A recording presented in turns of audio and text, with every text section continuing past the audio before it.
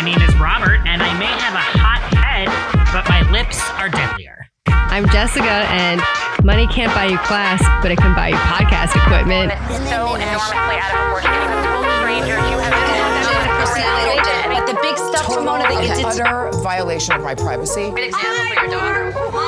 This is a great example for your daughter. Hello, housemates. Welcome back. Hello. We got through Summer House. Oh, thank God. I mean, kind of through it. Yeah, I was going to say, kind of. It's a just different face, different name, same shit. Yeah, but at least we don't have to see West TD on our screens anymore, so that's helpful. Ever again. He is gone. We did it, guy. We did it, Joe. He is no longer a part of the Bravo universe. Now let's just pray that Amanda won't come back to Summer House. I feel like I saw she is, but I feel like that might have not. Maybe that was just a rumor. Fuck me. I feel like I recently saw something that was like she's coming back with Sierra, and I'm like, oh God, this is gonna be. I know for sure Lindsay and Carl are back. Yeah. 1,000%. That I know. Kyle's definitely back. Yeah. After his mess up of an Instagram post, he's definitely back. That was hilarious. That poor man. That dodo bird brain. But how was your week? It was a week. I don't know. I feel like both of us had a week. Yeah. It's had its ups and downs. But yeah, I don't know. It was fine. I hosted Father's Day here. I tried making food and it just didn't work. It was one of those days that everything I was doing was just not working correctly because I apparently couldn't cook or bake. Your Mother's Day spread was fucking delicious. I know. And that's why I was really trying to do it again for fucking Father's Day. And I was like, I was going to do this like, I was making cheddar biscuits and I was going to do a sausage and gravy over the cheddar biscuits. Because I was like, that would be good, right? With some fruit on the side. I had it all planned out. I was making a Danish too. I had everything ready to go. I woke up, not in the greatest of headspaces, went to try to make the biscuits, forgot to put the egg in the fucking biscuits, realized that after I already baked them. That's not like you. I know, right? So I was like, okay, this is strike one. Strike two, I forgot to do an egg wash on the fucking Danish. Hello, something with eggs that day in me just wasn't working. So I just gave up and we ordered pizza. You know what though? Valid I was point. Like, I can't. They came in. I was like, I'm sorry. Nothing worked. I know that Dad's like favorite food is pizza. So like this actually works out perfectly since it's Father's Day, but we're ordering pizza because I got nothing. I'm sorry. So yeah, did that. Hopefully going to get my car back this week. Things were looking up. Hopefully they'll continue. We'll see. But how are you doing, Robert? How was your week? It's been interesting. I go like spans of weeks with nothing happening, and then like 1 week everything fucking happens. And I'm getting really sick of my life being like that. Like I can't do feast or famine. Spread it out, karma. I can't. This week was interesting. We had really bad storms down here yesterday, and I lost power 3 times, which was real fun. I don't understand how a city and a state that lives in one of the most coastal storm areas of the country doesn't understand how electrical grids work. I don't get it. We were talking about it earlier, but outside of that, it wasn't bad. I went out on a date, which was great. He actually took me to a place where I finally found semi Brooklyn style pizza. I could not have. I told him the only like prerequisite is it has to be Brooklyn. Like it has to taste like New York pizza. I was not disappointed. I ate half that fucking pie. I was such a fat ass. I had that. I had truffle fries. I had broccoli rabe. I had like truffle chips. I just kept eating. It was great. Company was great. It was outside, which you know I don't love. But he was a gentleman and he had me sit on the inside. So I wasn't in the sun. I was in the shade. And yeah, it went really great. Oh, yay. Yeah, you were texting me. And I was so happy for you. Yeah, and there's definite chemistry there because we did kiss on the first date like 3 times. And I thought that was, I liked that it was like, he comes across as like this super like nice, like sweet gentleman, but then he knew he wanted to kiss me and he kissed me and I was like, okay, you know what? We're perfect. Done. Thanks. Appreciate it. Awesome. Second date lined up. So I will let you know. I think it is going to be right after we record next week's episode. Mm. Yes, it is. So Cute. I'm yes. excited for you. Me too. I had real duds down here. Well, fingers crossed for this one. Yes, so excited. But should we get into mention it all? Yeah, but wait, one quick announcement before we get into that. Yes. I know, we both know, and obviously everyone knows Summer House is over. So our Patreon deep dives are over for Summer House in particular because, well, there's nothing else to cover. And everyone's pretty tired of talking about these two. Yeah. But we are still going to keep up with our special episodes on our Patreon. So we're going to do some of Below Deck Med with another special guest who is a huge fan of Below Deck and had tried to get me to watch Below Deck for fucking ever. And I finally did it. So we're going to go into the new season of Med on our Patreon. So please subscribe and tune into that to listen to those recaps. And we'll be doing Med, I think, until House of Stassi and Ultimate Girls Trip, I think is what we said. Yes, so Ultimate Girls Trip trailer dropped today. Yes. It looks so goddamn good. I'll text you about it, but like Luann owned the entire trailer. She got into fights with basically everyone. She got into a fight with Erica Jane, and I was like, yes, nail her. And so yeah, we're gonna do Patreon for Ultimate Girls Trip, and then House of Stassi looks fucking incredible. So we'll cross brands and go to Hulu. Yes. And cover that because Katie Maloney is in it, and I can't wait. She drags Stassi in the first episode. I saw that. I'm excited. But yes, so make sure you subscribe to our Patreon. Like I said, the link is in our bio, as well as the show notes for this pod and on our website and everywhere else. You can still catch us and watch us on YouTube. I know those episodes come out a little bit later, but they will always be out there for you guys to watch and listen to us chat and watch us chat. But yeah, so tune into our Patreon for Below Deck Med until House of Stassi and Ultimate Girls Trip begins. And then make sure you subscribe to listen to those because we need to talk about them. And they're going to be Ultimate Girls Trip is going to be wild. This is an epic anniversary. Like we said before, we aren't covering Orange County. So if you want to hear like our tidbits and how much we hate Vicki Gunvalson, that's where you're going to listen to it. Yes. So please subscribe, keep an eye out. And yeah, I guess, shall we get to mention it all? Yes. All right, let's do it. Mention it all. Mention it all. Okay, mention it all. Mine was actually going to be the Ultimate Girls Trip trailer, so like that was a perfect segue into it. But yeah, it dropped today, as Robert said before, and it looks amazing, and I am so fucking excited for it. Me too. I can't wait. We've all been waiting for this. This has been like you and I when we started this podcast, we're always coming up with like fun girls trip, like crossovers and things. And this is like, we're bringing all of the OGs together. Certain people I'm a little pissed off about, not gonna lie. Vicky. Vicky being one. I get that she's the OG of the OC, but she's also super duper racist. Yeah. So not a huge fan of that. And she's also one of the most boring housewives. Like she doesn't do anything other than fall over and fart. And whoop. And whoop. We don't get anybody from Miami, but they are visiting Miami. So I love that. I do love that.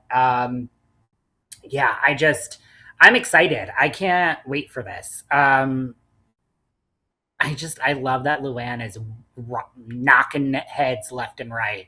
Like she's going after Portia, Erica, fucking, she's passing the torch to the new RHONI ladies, which I kind of love. Hopefully that will stop the division between the Bravo universe of like hating the new RHONI and loyalty to the old RHONI. It won't, but no, I mean, won't. one can It But yeah, definitely it won't. was. And I think it's really interesting because it's like we have Dorinda, we've got Luann, we're at Bluestone Manor, but then we also have both of them on this old lady trip in Florida. So like I'm really intrigued with Yeah. this. I like that they also bring in other ones to all of Yeah. it. It's not just like we're just following these core, but like we're gonna also go into like everyone else too. I'm like, We get thank you. we Like get seeing like Nene. Rosie and fucking Kelsey on there, I was like, what? Yeah. Nene, yeah, Nene was amazing. I'm like, I cannot wait to see you back on this screen because like We I needed also you. we get Alex McCord back. I know, I saw that. I'm so excited. I feel I'm still really pissed off about Morocco because Caroline Manzo is a redheaded stepchild thrown into a river. But we get her back. I'm appreciative for that. I'm just so excited.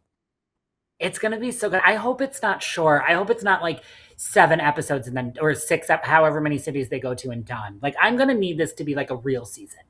Probably won't be though. No. Because like all Give those us- Ultimate Girls Trip seasons were short. I'm hoping this is like an intro to like having Ultimate Girls Trip back because it's been on a solid break for a while, and I hope Because that of this her.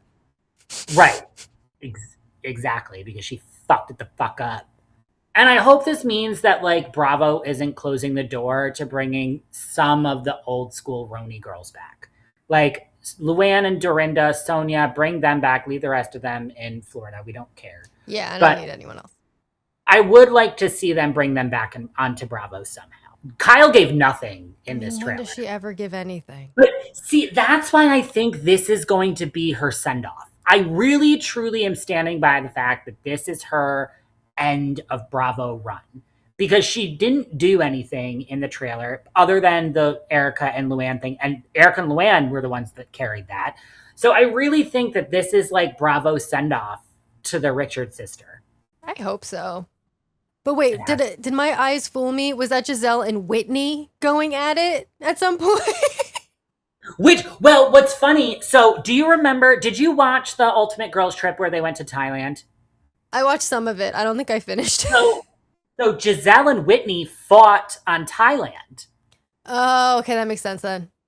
So now they're bringing it back full circle, and I love it. Because Giselle sided with Heather.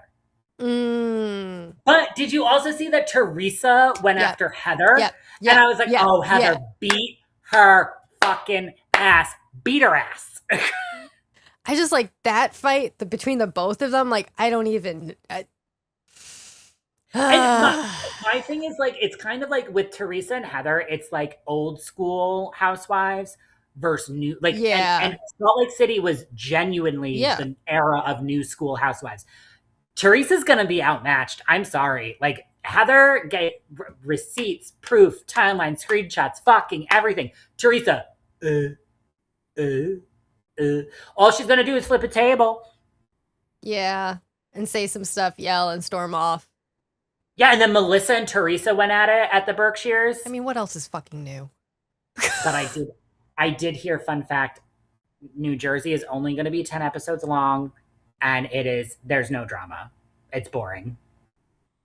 So that's like not surprising at all, and I hate that it's not surprising at all, but yeah, all right. That's what, like, I mean, that's why I say I don't want to rewatch the old ones all the time just to get a sense of you guys back. While I also understand you guys should go away at some point because I'm tired of the same shit over and over again, i.e. Teresa and Melissa. But at the same time, throw you in with all the older people and like, yeah, I'll watch you. That's what I think. This is a great scientific experiment to see if they can keep doing this kind of like like it's almost like wife swap of housewives with Ultimate Girls Trip of Housewives. So like if this works, this is a way to bring back our beloved OGs, but let the new blood kind of run those franchises. Yeah. Like give the older ones a new thing to focus on instead of creating storylines for a franchise that we've heard the same storylines over and over and over again. And to your point, bringing Rosie and Kelsey into this was like a jolt of like adrenaline. Like, Yeah. oh, okay, so we've got the newbies going toe to toe with Dorinda Medley, which, I mean, fuck. I know. When I saw that, I was like, wait, what? Yeah, I knew you guys were seeing the old, like everyone else, but I didn't realize we were going this new, where you were in Rhode Island. Like, what? And I was like, okay, well, if you're gonna go up against Dorinda, you better have you better be locked, loaded, and ready to go, because that bitch, I mean, is an icon for a reason. If Rosie is gonna do the same thing she did at that reunion, then she might be able to hold her own. She probably could. Kelsey won't, but Rosie can. No, well, you know what I thought when I saw this? I was like, oh my God, Kelsey's going to get eaten alive. Oh my God, she's going to get destroyed. Please, baby girl, sit down. Where's Joellen? Hide behind her. You are not ready for Dorinda Medley. You are not even like 3, 4, 5, 6, 7 seasons away from being able to deal with Dorinda Medley. No, you are going to get eaten alive. Yeah, no. But yeah, what do you got, Robert? Oh boy. Okay, let me pull mine up. This is a doozy. So like we said earlier, I did a Reddit deep dive, which is not something I ever do. No, I'm the Reddit one. Yeah. Ever.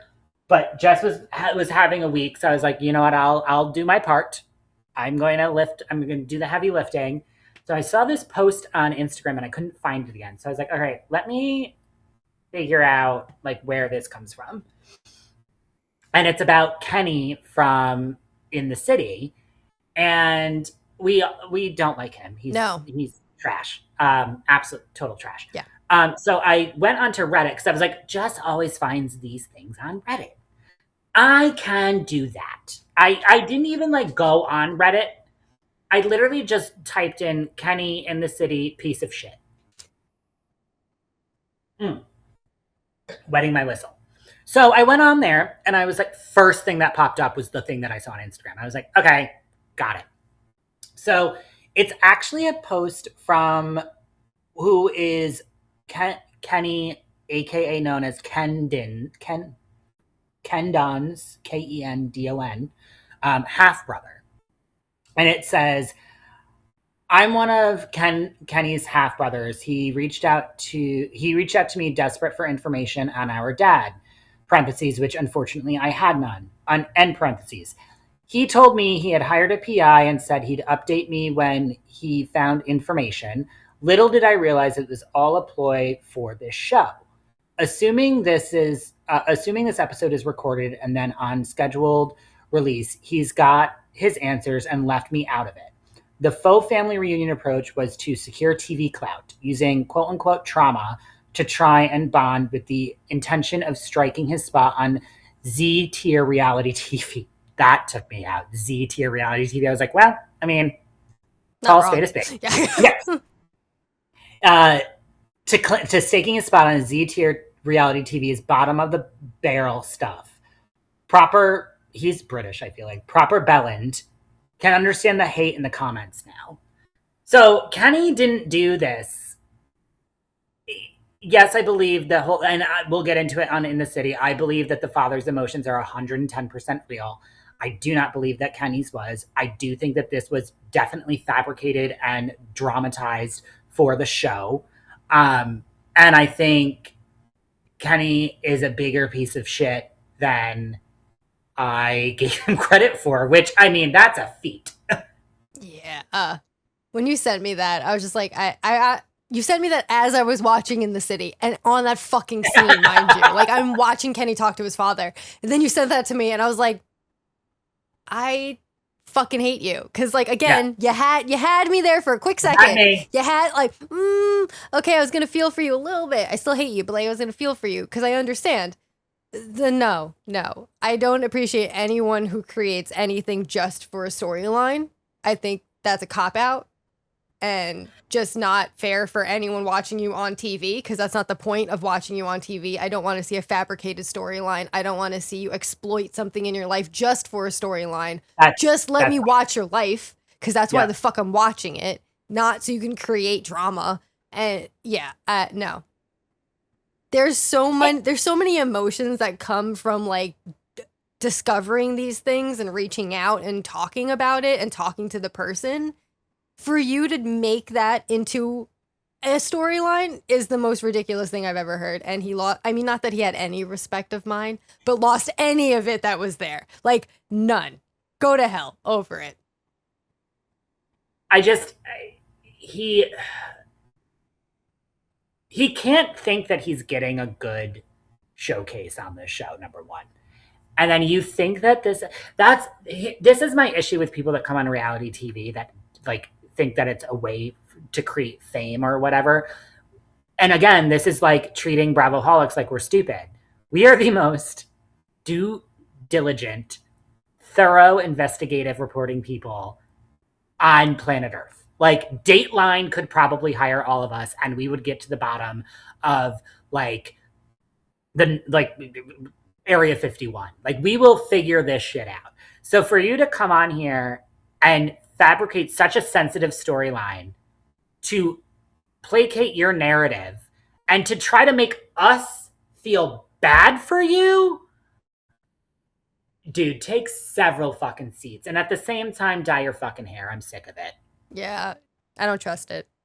Nope. No, not at all. I see the writing on the wall. Yeah. I saw it the minute he came on that screen. I was like, yep. I don't like you. You give me he that has vibe. I read into energies very well. His aura is just dark as shit. Like it is very black and gray and just swarming all over him. And I was like, I would not touch you with a 10-foot fucking pole. No. With that said, should we just get into In the City? Yeah. All right, let's do Jesus. it. Stand clear of the closing doors, please.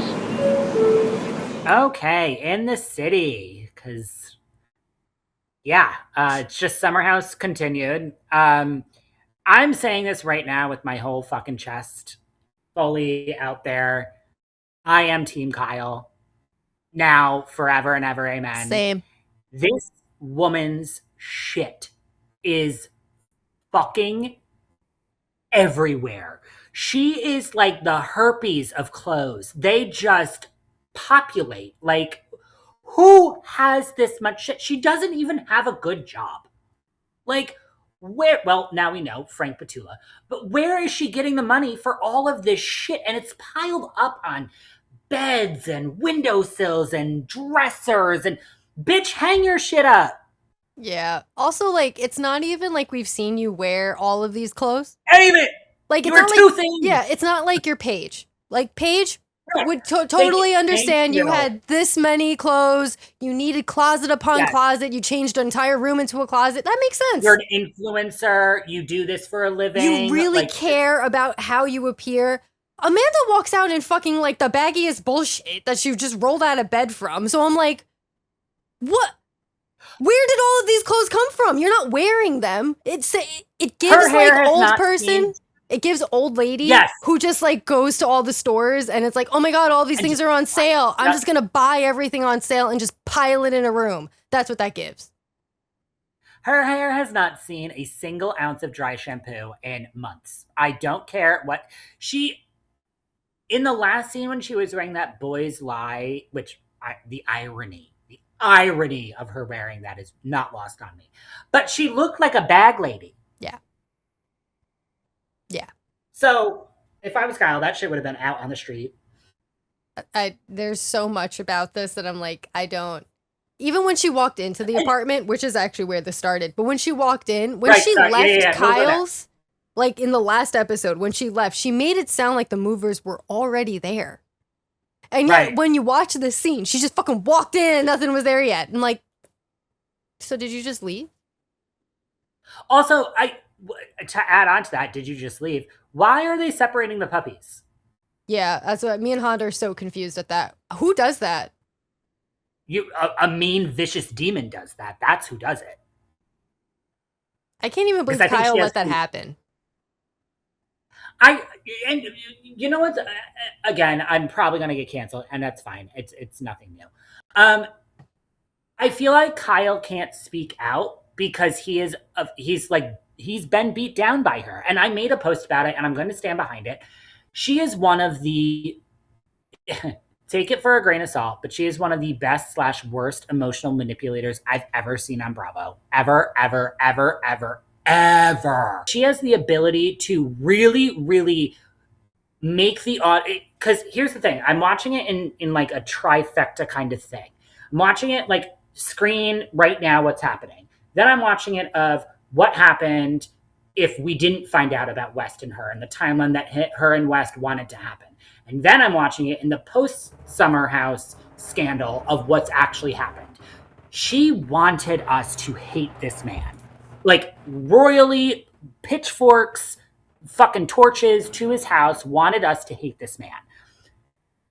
And now that I'm watching this, I'm like, you really thought that we were going to be stupid enough to fall in line with this.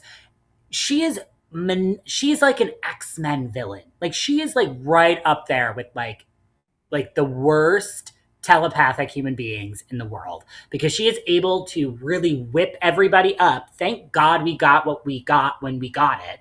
But she's able to whip all of this up to really make us look at Kyle like he's a piece of shit. Yep. Because, like I told you before, she went into this last season of Summer House and she went into this season of In the City thinking she was going to get the Ariana edit. Thinking that she was going to come out of this, like, vindicated, like, look at how shitty Kyle is. So she leaned so far into it. Bringing up Kyle with Frank, doing, like, on nonstop talking about how he cheated on her in the past. He's making out with girls. He has people over, blah, blah, blah, blah, blah. All of this crap. It's also, like, make sure you understand he's crap. And she's amazing. And she's the victim. Yeah. And oh my God, we have to feel bad for her. And it's like, yeah, it almost worked. But then you blew it all up. You yourself blew it all up. Kyle didn't blow it up. No one else blew this up but you. You ruined your own storyline. As I was watching it, which is what Lindsay basically said in the Aftermath episode, is like, you really fucked this up. What's fun? Okay, so I pulled this up because I was like, I want to make sure I'm using this term correctly. The definition of gaslighting is a form of psychological manipulation where an individual systematically distorts facts, Amanda, or denies reality to make someone else doubt their own memories, perceptions, or sanity, Amanda with Kyle during their entire relationship. Over time, it forces victims to rely entirely on the manipulator's version of truths. This is where I'm going to come in and say, she has been holding this cheating scandal over Kyle's head for 10 fucking years. And every time Kyle has to, Kyle's not a great person. Well, I'm not saying that he's a good person. No. I am on Kyle's side. But he has fucked up. Yeah. However, to continuously hold this cheating scandal over his head every time he fucks up is gaslighting. He's not cheating on you. He's not fucking another girl. Like, you have no proof of that. You just have what you are telling us about DMs and the producer being like, well, you sat on this and yeah, nobody would believe me. No, show me the fucking proof. Because if I don't see it, I don't believe it. And this woman is gaslighting all of us and Kyle into thinking that he's a piece of shit. Yeah. And I'm really sick of it. But anyway, we go to Yvonne and her future hubby. I don't have his name written down, so I don't remember. Nick, because the only thing I have is, oh my God, I love Jackson. I put a picture of him in the shared file. He's adorable. I love this little doggy. And he is wearing a suit, a nice little doggy suit to the wedding. And you have a personal tie to this entire thing, which I think is really cool. Yeah, they had their ceremony at the same place me and Honda got married. That is fucking awesome. Like, same exact spot. We did the same walk. We sat in the same fucking chairs, have the same photos in front of the same things. Yeah. And ironically, also, I gave Honda a Hawaiian shirt with Lars on it because it was adorable and cute and he wears it. And then when Nick pulled his out with the dog on it, I was like, oh my God, we're them. Honestly, I didn't know that you had the Hawaiian shirt, though. That I didn't know. I'll send you a photo of it. It's so cute. So then we go to, Kenny and Whitney. This is when I wrote down, this scene was when I was like, wait a second. I need to go back and figure this out because I will not feel bad for this man. So Kenny apparently, and Whitney, and this is what, we were talking about this, Whitney is going to get the fucking lambasted, Like, he set her up to take the fall for this, which is really pissing me off. I like her. I like our girl Whitney. I like her because she doesn't seem like she takes a lot of shit, I have to say. But I do think that she is a weak Bambi bear, and I want to protect her. But Kenny takes the call with his dad. I do believe that the dad's emotions are true. I hate to say it, but I do not believe Kenny at any point in this entire conversation. I'm sorry. That sounds like a really cold, calculated, ice cold bitch, but I just don't. Yeah, no. After what we just talked about and like mentioned all previously, in the previous segment, like just a few minutes ago, absolutely not. Yeah. I don't feel bad for him because now I just know that all you're doing this to create a storyline and to make us like you on this show because you thought the trauma would be able to create sympathy towards you. And I feel like he tried it with his mom. And I think at some point he realized the mom thing wasn't going to land because, again, Jax did the same shit. So, like, that one wasn't. So you'll be happy.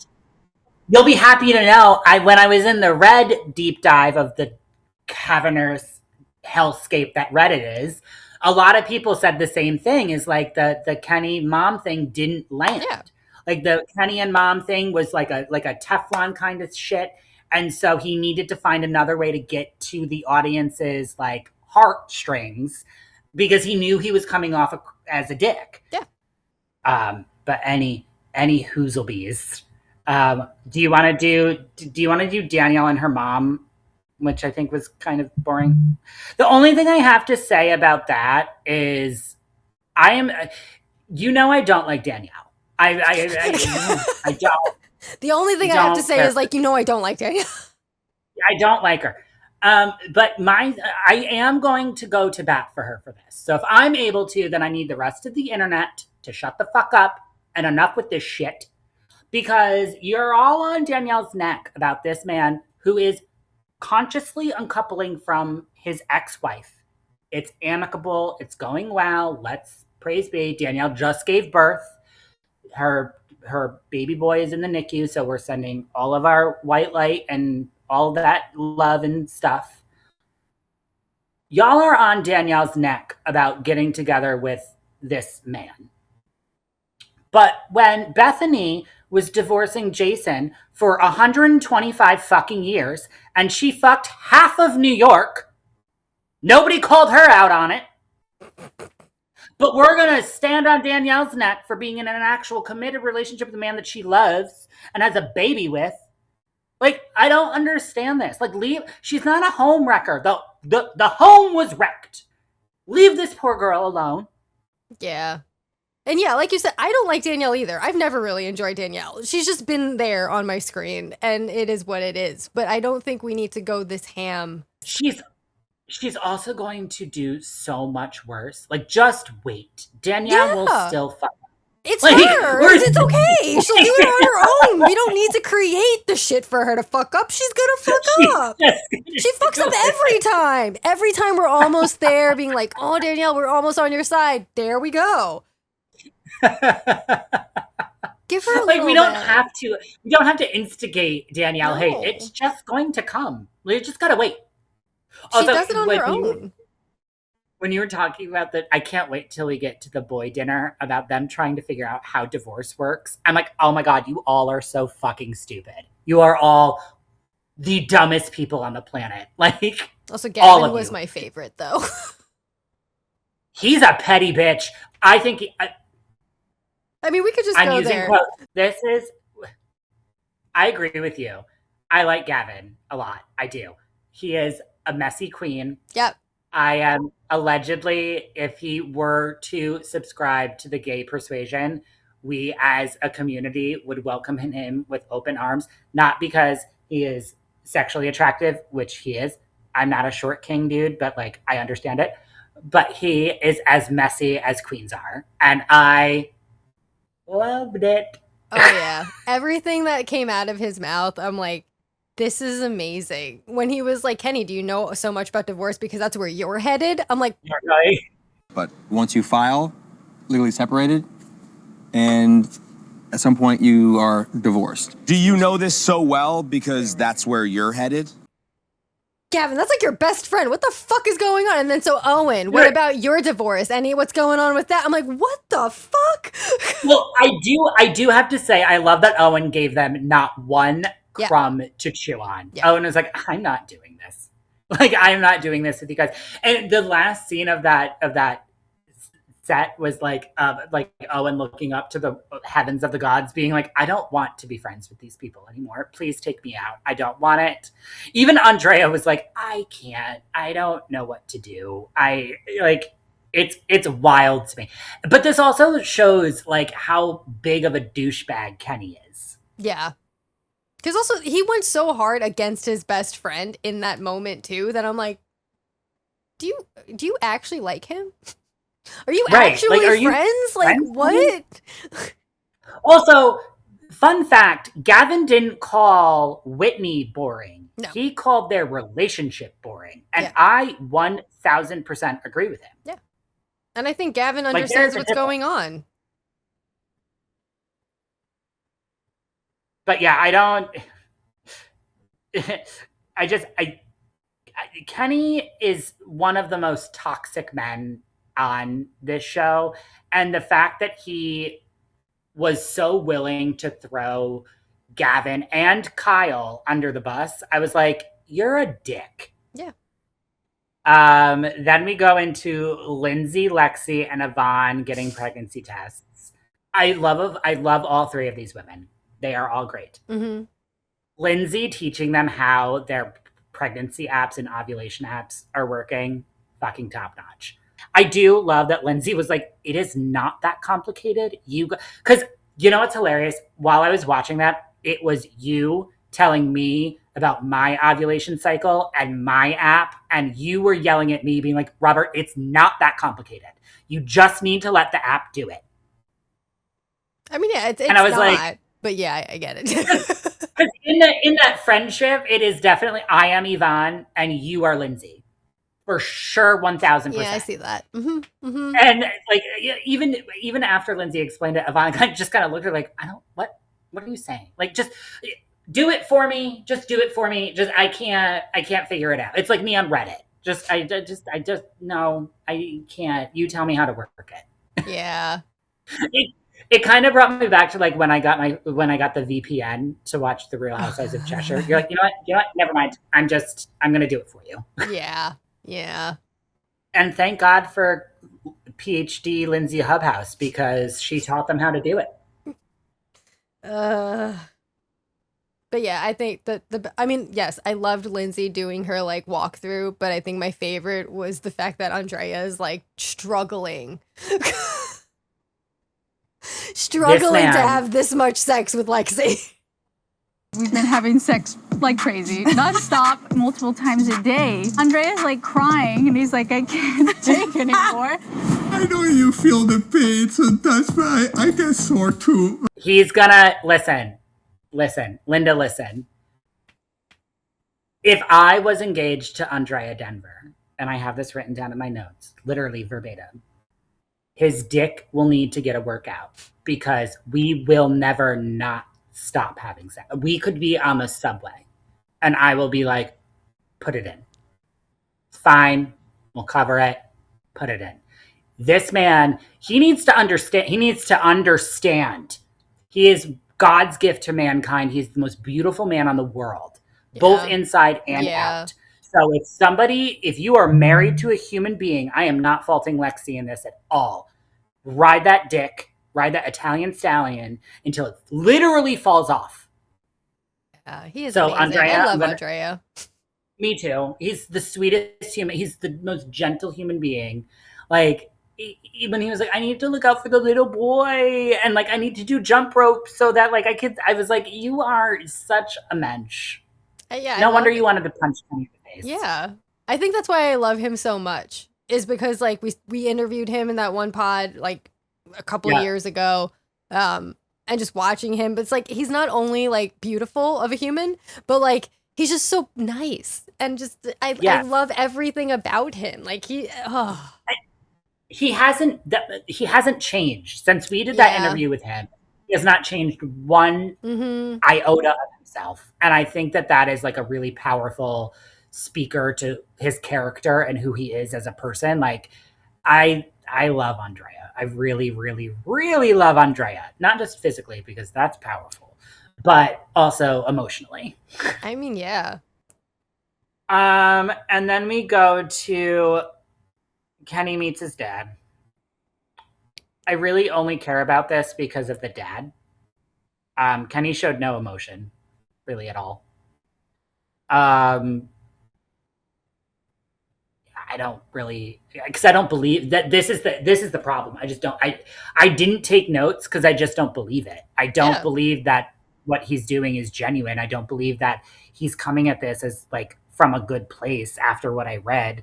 And it's not even just what I read, but what I've already seen about him as a person on this show. It's fallen flat for me. Yeah, no. I have no notes because, again, you texted me that as the scene was on. So I was like, I'm out. Nothing. I literally wrote Kenny and his father, period. Moving on. That could be why I was out too. I was like, I'm not taking notes on this because I don't believe it. No. Okay. All right. And then we go to Amanda and Kyle at Amanda's trash dump of an apartment. I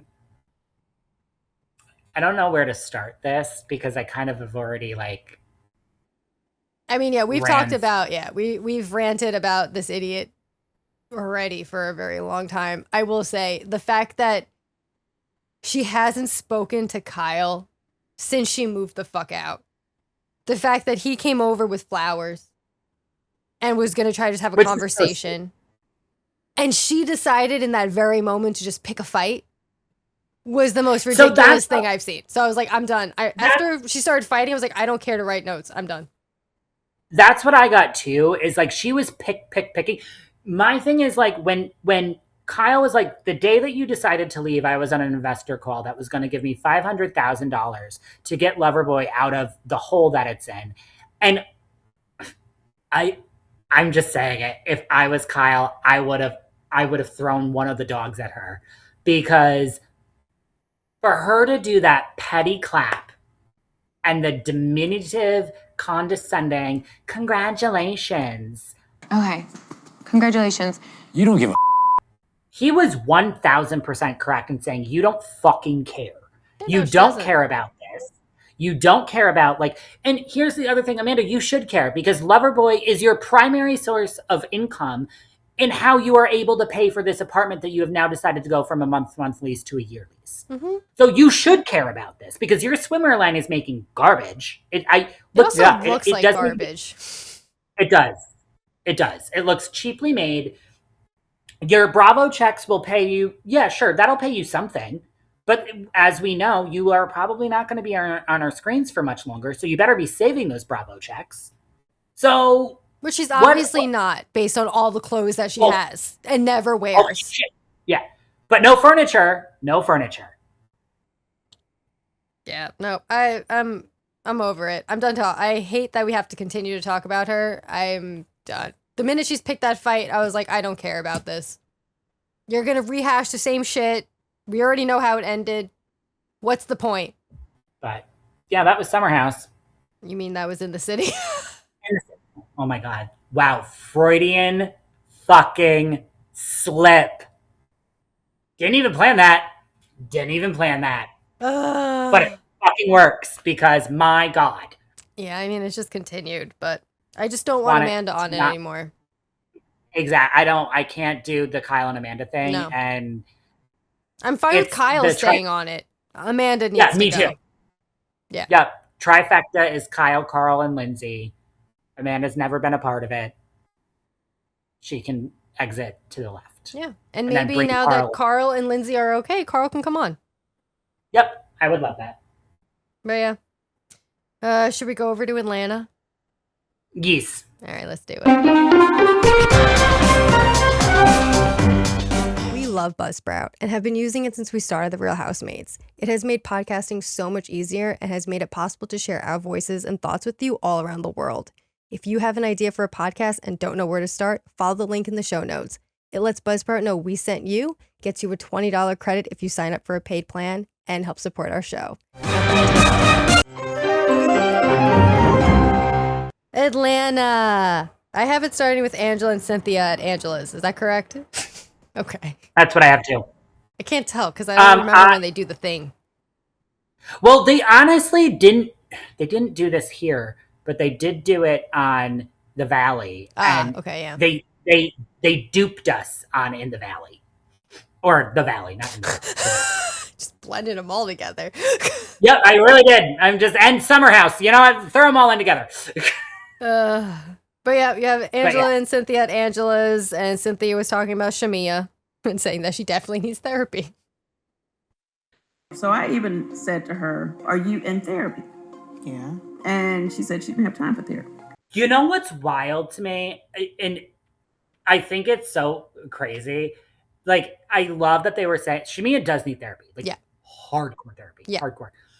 But Angela in this was like, yeah, you need therapy. So, basically, you know how to read a bitch and confront somebody. I was like, that's not why you should be in therapy. It'll make you less afraid to say what you want to say and, confront the people you want to confront. That is the opposite, polar opposite of why you should be in therapy. Yeah. But also, you do. Yeah. Well, I mean, my own personal life, I'm learning how to conversate with somebody who is a naturally aggressive person. And my therapist is teaching me how to navigate that space and speak how but that's not the goal of therapy. I'm going to therapy so I learn how to read people better. Better, yeah. No. That's not it. No. Maybe work through why you want to read these people, and then we can get there. Right, exactly. But yeah, Angela's gonna have a celebration for her mom, and that's when Cynthia's like, the Bailey Bowl. I missed the Bailey Bowl. I did miss it, not gonna lie. And then I have it shooting over to Portia and her mom. Yeah. And her nipples. Did you clock that? Yeah.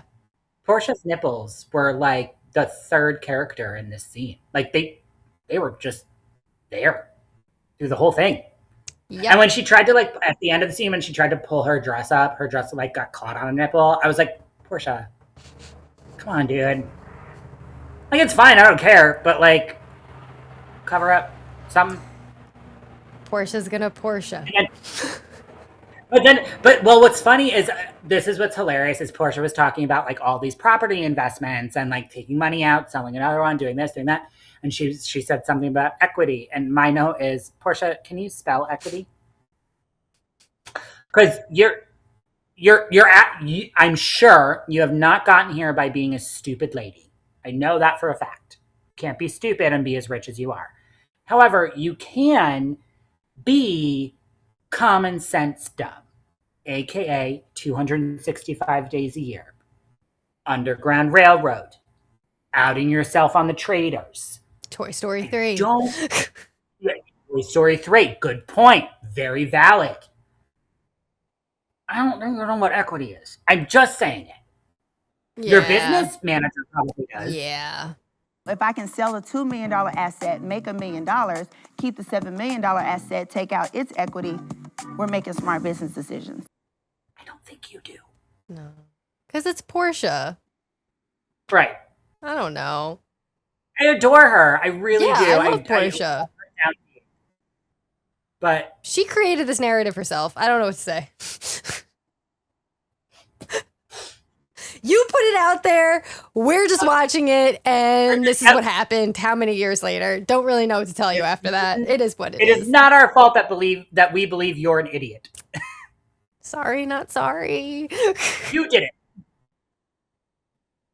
Oh God. I love that she said that she was gently dating, but yet now she's fully engaged to a lady. I'm just single, and I am just gently dating. So she was like, I will date you, leave you at my house, go up to my room, eat some crab legs, fart a little bit, and then, I have premenopause. I don't feel the feeling no more. And I was like, now you're engaged. So Love that we can change our mind based off of new information. Love that. Yep. Like, Portia, nobody believed that you were ever going to be single. Ever. Nope. You've been in a relationship the entire time you've been on our screens. Yeah. That's what I was going to say. I was like, it's honestly just, I mean, did we expect anything less from Portia? She was dating 2 people and now, oh my God, she's engaged to one of them. Right. I'm so surprised. Let me hide my shocked face. Case oh God. Love Portia. But yeah, her and Phaedra are taking the girls to Scotland. Oh, yay for that. I can't. I said this before and I'll say it again. The whole housewives who have been on the Traitors trying to pull a Traitors themed anything doesn't work. Like, yeah, I remember the OC. Like, who did Tamara? Yeah, stop. Yeah, it was Tamara and Tammy. Teddy hosted it. Stop doing this. This doesn't work. It's not fun. It's not entertaining. I just can't do it. Yeah, no. You want to watch the Traitors? Watch the Traitors. You want to watch Housewives? Watch Housewives. We don't need the combo. That's not the point. That's not the point of you guys being on Traitors. Like, if you want to make it like part of your brand and sell shit from it, 1000%. But don't put it on Housewives. Yeah. Not necessary. Oh, but then we go to Kelly and her financial advisor and her also, mind you, horrible latex dress in her fucking confessional. And I fucking clocked that shit the second it got on my screen and I needed to text Robert because I'm like, this is what are you doing? Everyone understands you put on a latex dress. You got to oil that shit up. You got to make it shiny. That's the point of it. Look at Erica Jane. That's the point. She does latex very well. Yes. Very well. That's why I'm like, there's a way. And like, when you can do it, you can do it. But what in the Temu fucking Shein bullshit did this woman have on her body? I said she's so poor she's wearing a hefty bag. Like, she can't afford anything anymore. And it's true. This financial advisor, while I was watching it, I was like, oh my God, girl, you're way poorer than I thought you were. Like, this might not have been something for the television screens for us to witness because not at all. You're broke. Yeah. Like, broke, capital, all the letters. Yeah. You willingly admitted that you spend $22,000 a month on bullshit.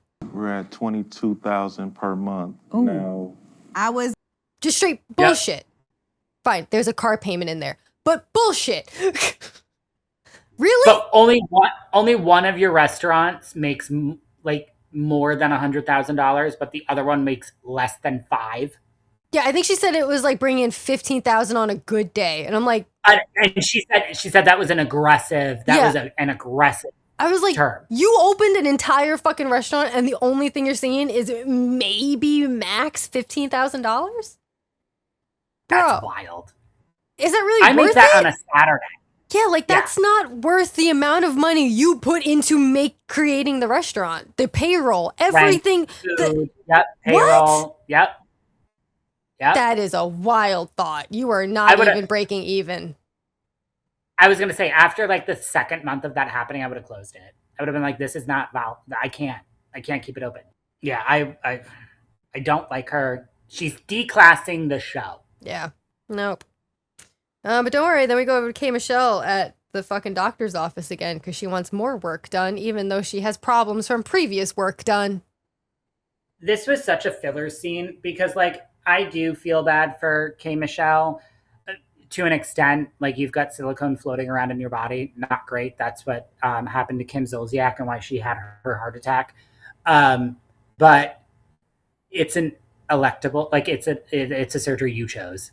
So, like, I don't really feel that bad for you. And now you're choosing to do it again. I don't. My sympathy stops. My sympathy can only go so far. Yeah. Oh, and then Angela and her daughter. This was rough. This was a toughy one.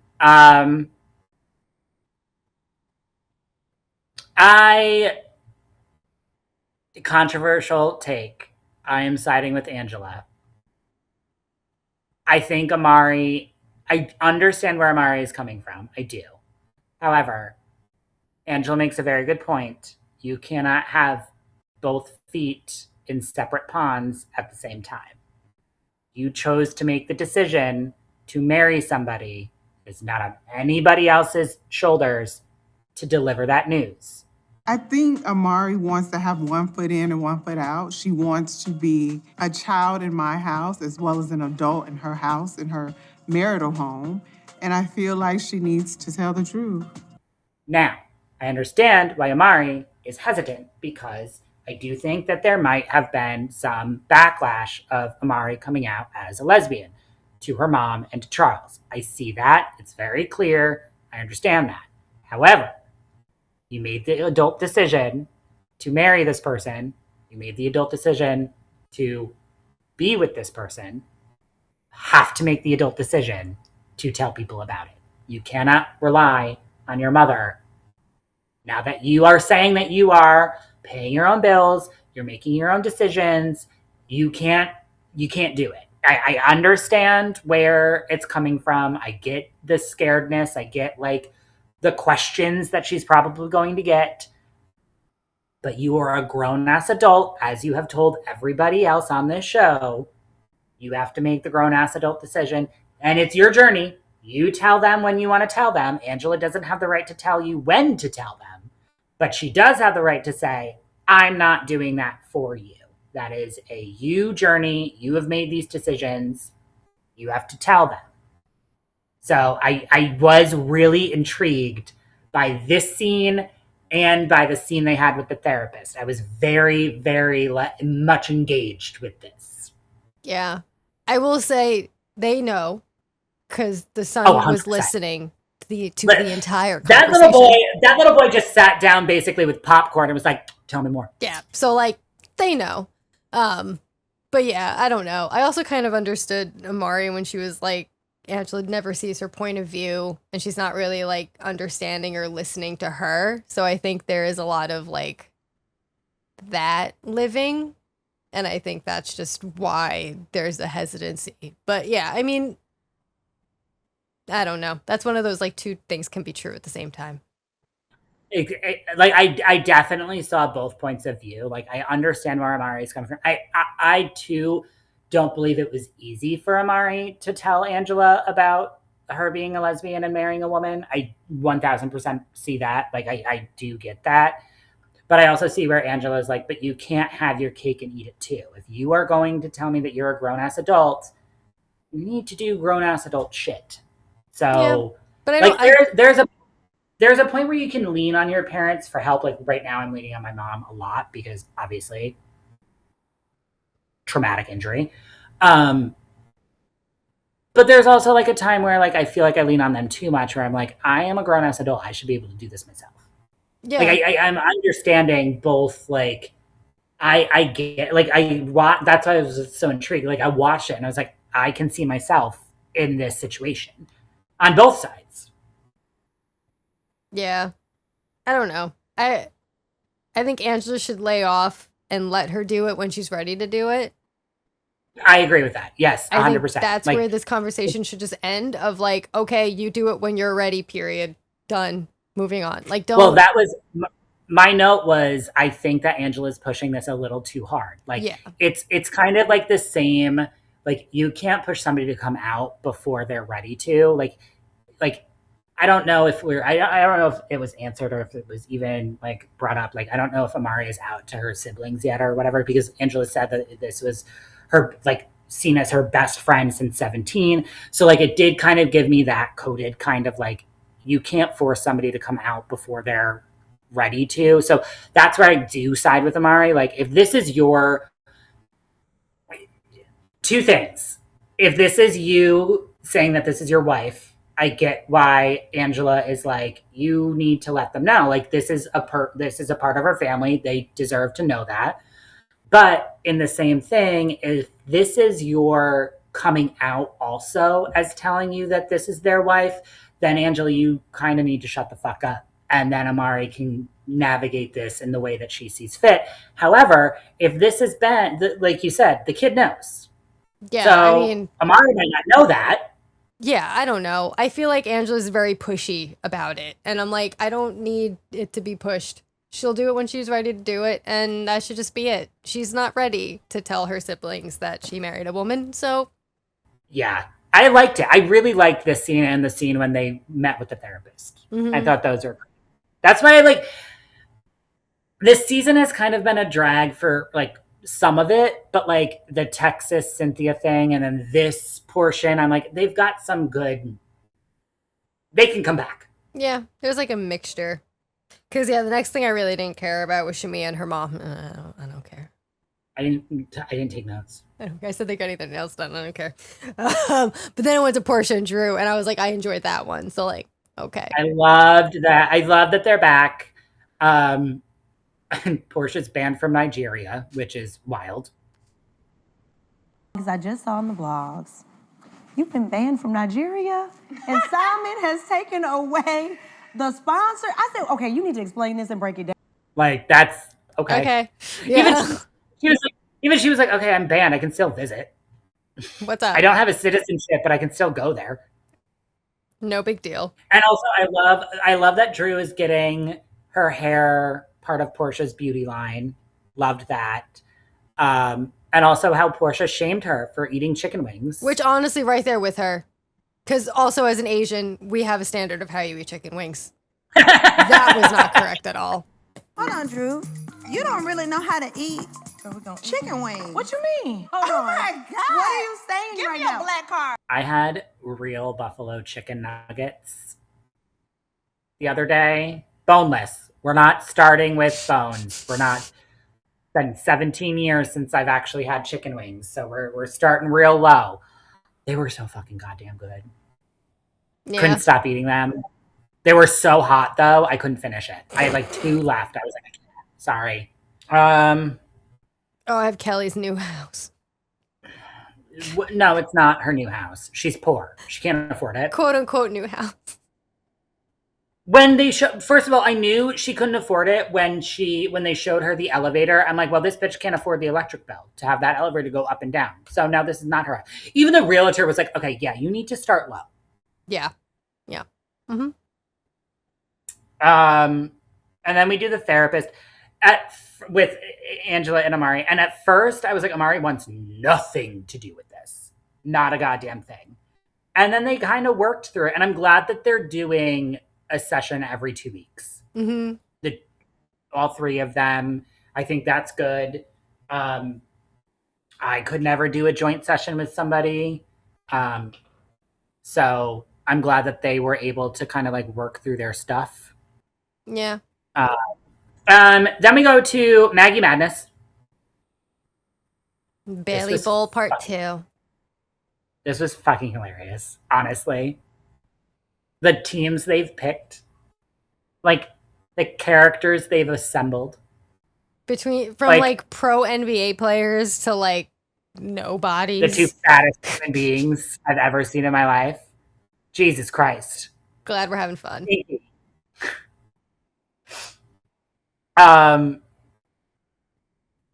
So Pinky walked in with those 2 big guys, and Charles Oakley was like, they are Dave's Cheesecake. They didn't work at Dave's Cheesecake. They are Dave's Cheesecake. Or steakhouse, whatever it was. I was like, yeah, that's true. But they were funny.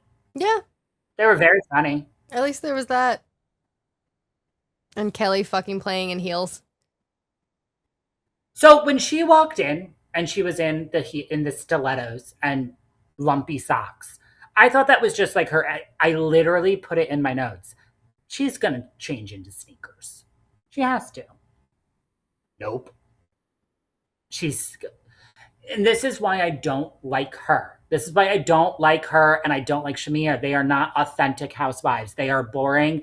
They play up to the like theatrical of it all. Like, bitch, you're at a basketball game. Put on fucking sneakers. You've got sneakers. I don't give. Yeah, you're what 4'2" in sneakers. You've got Porky the Potbelly Pig like playing. You're good, okay? You put on fucking sneakers. I'm sick of your poor ass on the show. Also, you're not Lisa Vanderpump, because that was the last time I heard that fucking statement out of anyone's mouth that they don't wear any flat shoes. They only wear heels. I only remember that from Lisa and Pandora, and like you're not either of them. So please go away. No, you're not rich enough to be. Sorry. No. But yeah, so they were playing, and essentially it was Angela versus Shamea in the finals, right? Yeah. I even just So have Angela versus Shamea going at it after the fucking game ended. That's also what I think is hilarious is Angela brought it back to just Angela like fighting with Shamea and making it like a whole housewives thing. And then Pinky turning it on K. Michelle being like, don't you have a problem with Shamea too? Isn't that what you said at lunch, at brunch? Isn't that the thing? And K. Michelle clocked it. I'm glad she did. Shamea did not. No, Shamea was like, what? So I was like, we have a problem? What are you talking about? And Pinky's like, I just feel a discomfort between the both of you. I don't know. Yeah, it's just a little bit of discomfort, but it's between the both of you. I love that. I feel a discomfort, but I just want to. And then in her confessional, she's like, it's a bad energy. It's just bad energy. And I was like, okay, Pinky, you won back lots of brownie points for this. This was great. Loved this from you, Pinky. Yeah. Stirring that pot just the way it needs to be done. Yep, exactly how you need it. Just a little twerk of the wrist. And then, yeah, we're going to fucking Scotland, I guess. Yay. Oh, God. But shall we go over to RHORI? The reunion part 1? Yes. Let's do it. Yes.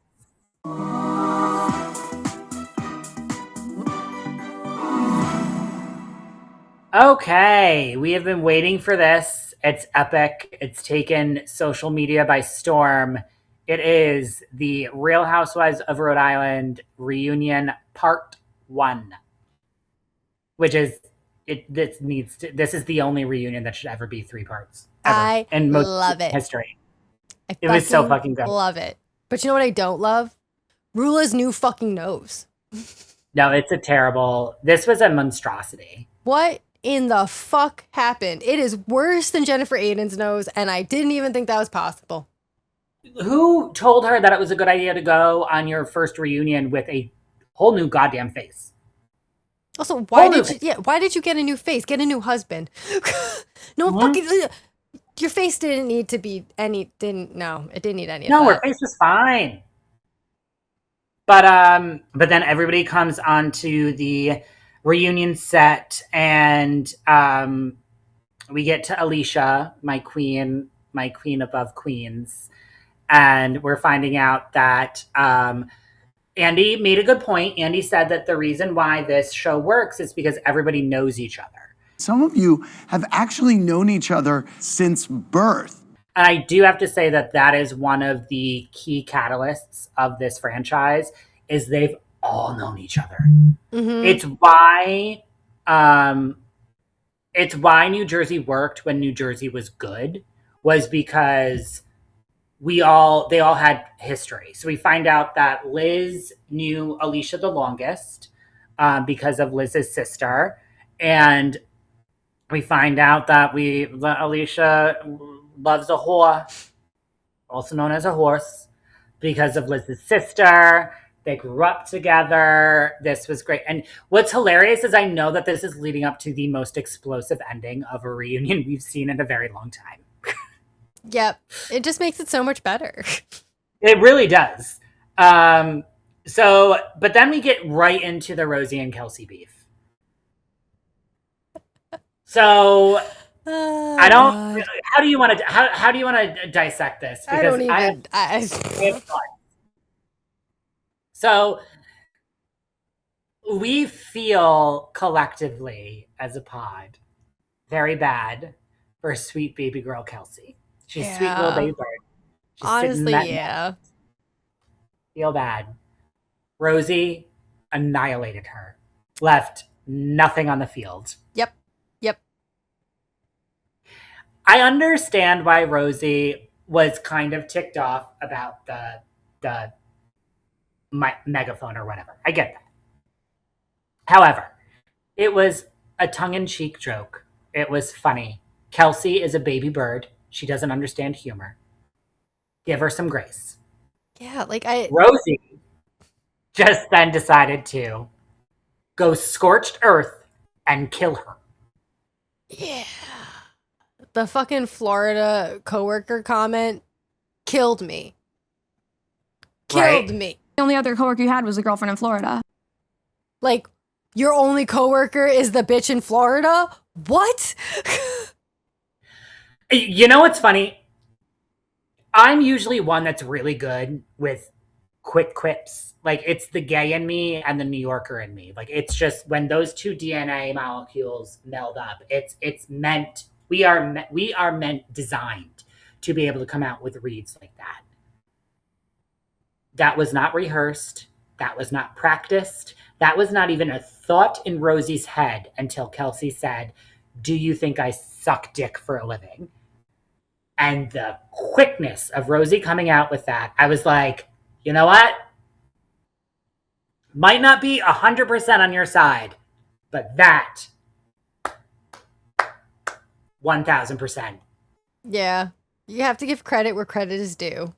Yeah. And Rosie definitely earned it by reading Kelsey the way she did. But yeah, I don't know. I don't know why I have a soft spot for Kelsey, but I just do. And I just felt bad. Sweet baby bird. Yeah, She's like a sweet. I just, the harping on the megaphone thing and the siren, like, okay, you have a siren ordinance in your neighborhood. So, okay, Right. I'll take that into consideration. But at the same time, Kelsey just thought that you guys were okay enough for her to crack a joke. Yeah, yep. That's yep. really all that was. It was purely she thought that you guys squashed a shit and she could just go have fun with you. And you did not. Yeah. You sat on the other side and went, I still hate her. So, like, it's just not going to work. Just leave it alone. You guys aren't going to be friends. It's fine. Move on. Ashley did a great job at this reunion. Silent but deadly. I love like her. A fart. Honestly, yeah, I love her. Yeah, I have to say she really changed. I never disliked her. I never liked her. I never disliked her. But the reunion really kind of, I was like, okay, you are needed. You are the peacemaker of this cast. Mm-hmm. Between Liz and Joellen, between Rulla and Joellen, between Kelsey and Rosie, like Ashley really was able to navigate it really well. Yeah, even when she was talking about Liz, when Andy was like, you know, do you still find her scary or whatever the fuck he said? And she was like, I mean, you are intimidating. You're a very powerful woman and you are intimidating. And I feel like the way she phrased that left Liz in a place of like, I can't say anything back to that. Right, she disarmed her. Like, oh, okay, like you said in one sentence, I might be scary and intimidating, but then like I'm just a powerful woman who can like hold the room. So like I can't fight that. So okay. And I'm like, you managed to shut Liz up. Cool. She has this aura of power. I know there's many different facets. Same. But Liz and Rulla. This was comical to me only because Liz just wanted her to stop yelling. She was like, can you please stop being so loud? I also love that Andy's like, she's not yelling. Like, She's not yelling, Liz. She's not. I'm like, she's not. He's right. Okay. Boisterous. There's a difference. And here's the thing. I'm actually kind of split between this. I do believe that Rulla knows something more than what she was saying. I don't believe it's as bad as we think it is. No. Because if the biggest thing is that Liz just hung out with a friend and was being tossed around in the air and hanging out and doing all this stuff. And that I will say, I fully believe that Rulla and Brian called Jerry.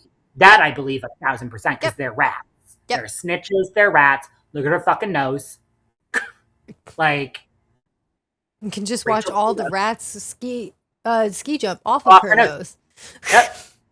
So, no, I believe that 1,000%. I don't believe anything really nefarious happened between Liz and anybody else. No. Liz loves that family too much to fuck it up. If anything, maybe there was a kiss, but like that's maybe. it. And that's just a kiss. And it clearly didn't deter Jerry away at all. So I don't like Rulla because many reasons. She's one of those people that throws the rock and hides the hand. Yeah, there's no real reason to like Rulla. There's nothing there to like. She's never shown us in the 3 episodes we watched her in anything to enjoy. So no, there's no reason. And please stop calling people whores and sluts. Like, if that's the only thing you can go to, you've got low-hanging fruit. And at least be creative. Say slam pig like Rosie. Exactly. And then I had to look up then they had to tell me what slam pig was because I didn't know what it meant. Yep, just, I don't know. It is a rough definition to look up yeah. to. Yeah. But yeah, anyway, Rulla and Liz. I do think that Liz knows more than what Liz is saying about what Rulla knows. And that's what's irritating me. Liz, tell me what it is. Like, fucking tell me. Yeah, no, Liz came into this reunion hot and weird. And I mean hot in the sense of like, she was definitely coming to start some shit, but in her way of like, I'm gonna be oddly calm and like also aggressive. And then weird because yeah, she's definitely keeping a lot of the shit inside that like should come out, but like isn't. So like, I love that description, hot and weird. Tell me I'm wrong. You're not. You're not. That's actually perfect. Because yeah, she gets into it with Rulla, and then she also like segues it into I still don't fully understand the anger she has towards Alicia. Like, well, I think it's more towards Joellen at this point because at least at least Liz was able to like kind of apologize to Alicia, and I mean kind of because that one left real quick. Like you apologized, you said your shit, you took accountability, quote unquote, but then you just flipped it right back. Well, like I love that Joellen was like, no, stop saying however and but. That's not an apology. I have to say, Joellen owned this fucking she shut every time Rulla opened her mouth, she's like, shut the fuck up. Which was whore. every fucking time. Like, it really was. And then when she called her husband a slut, I was like, this is the first time this has ever happened. Your husband's a slut. Ever. In reunion history, a husband has never been called a slut. Yeah, no. But also just like, who are you? Who are you even? You're like new to the show. You've been on 3 episodes and what, the new face? I don't know who you are. I'm like, oh my God, I love you, Joellen. I have to say, I love Alicia. She is my Miss Congeniality of this season. She is so sweet. I love her. I will protect her with my entire life. I will throw myself in front of a Pizza Mama train in order to protect this woman. But my MVP of this season is Joellen. Yeah. Yeah. 100%. Like, she did not waste any time. She owned everyone. And she even said, she was like, yeah, I'm a bitch. Yeah, she did actually do what Liz was saying she was doing, but didn't actually ever do. Yeah. Like so the Alicia and Liz thing, and Liz could never own up to it. And it was like to say that this is the dumbest thing I've ever seen on House. This was probably one of the dumbest things I've ever heard on a reunion stage. To say that you were in a group chat with 3 other housewives to go into a Sprinter van, which we all know how those end, to then say that they told you they were going to set you up for an ambush on this Sprinter van. And then for you to be, first of all, wouldn't happen. I don't believe that at all. That, first of all, Joellen is too smart for that. And Alicia's not. And Alicia's not. That's what's wild is I'm like, you're giving way too much credit to Alicia. I love her. She's a Barbie girl living in a Barbie world. We know this. She's not that smart to create an ambush that you know about. Now, do I think that maybe if you had said, like, you got on the bus and Alicia was like, oh, by the way, we're going to bring up the fact that you are going to bring up homeless? Yes. Because I don't think Alicia would realize that that's probably not the thing to do. But the calculation of, like, thinking that Joellen and Kelsey, ma'am, we all know Kelsey's not that bright. And to think that Kelsey and Alicia were the one to bring up the text message of, oh, by the way, before you get here 3 days in advance, we're going to set you up for this homeless thing. Hope that's okay with you. That's the dumbest thing I've ever heard in my entire fucking life. Like, actually stupid. We didn't know 3 days before that this was coming up in the car? No. We didn't know? I didn't know that any of this You didn't. No. Yeah. And then when she was like, oh, Alicia, you were just exaggerating. You were like, putting more into the emotion and the panic attack and the freak out in the car. I'm like, you really think Alicia did that? You've known her since she was fucking born. Are you really seriously sitting here being like, Alicia, calculate? It was like, okay, I'm going to make myself cry more. I'm going to like make sure I seem extra emotional. No, that's not in her. She could barely contain herself. She couldn't stop crying. Like, she was reading the menu and was sobbing. Like, I've watched, 12 episodes of this woman, and I know she can't do that. Liz, you've known her for how many years? And you're really like, yeah, you went in this with a plan to manipulate me? You thought Alicia went into this to manipulate you? The one who didn't even know how to throw a drink? She just like, meh.